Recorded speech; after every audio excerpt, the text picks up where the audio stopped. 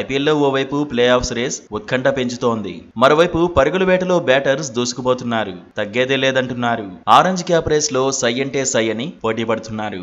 సీజన్లో Mumbai Indians Gujarat Titans match తర్వాత లెక్కలు చూస్తే సూర్యకుమార్ యాదవ్ టాప్ లో ఉన్నాడు. సీజన్లో ముంబై స్టార్ ప్లేయర్ దమ్ము చూపిస్తున్నాడు. నిలకడగా పరుగులు పోటెత్తిస్తున్నాడు. సీజన్లో 12 మ్యాచ్ల్లోనే 510 పరుగులు కొట్టేశాడు. స్కై ఖాతాలో 3 హాఫ్ సెంచరీలు ఉన్నాయి. రెండో స్థానంలో సాయి సుదర్శన్ నిలిచాడు.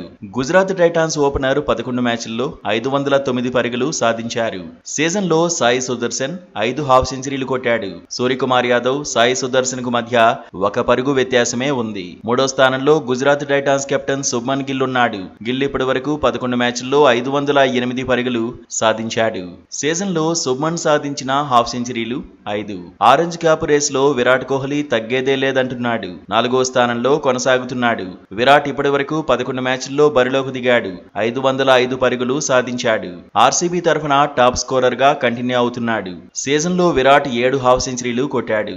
ఆరెంజ్ క్యాప్ రేస్ ను సూర్య వర్సెస్ విరాట్ గా అభిమానులు చూస్తున్నారు. కోహ్లీ, సూర్యకుమార్ యాదవ్ కు మధ్య జస్ట్ 5 పరుగుల అంతరమే ఉంది. లీగ్ దశ ముగిసేసరికి ఎవరు టాప్ లో ఉంటారనేది ఆసక్తికరంగా మారింది.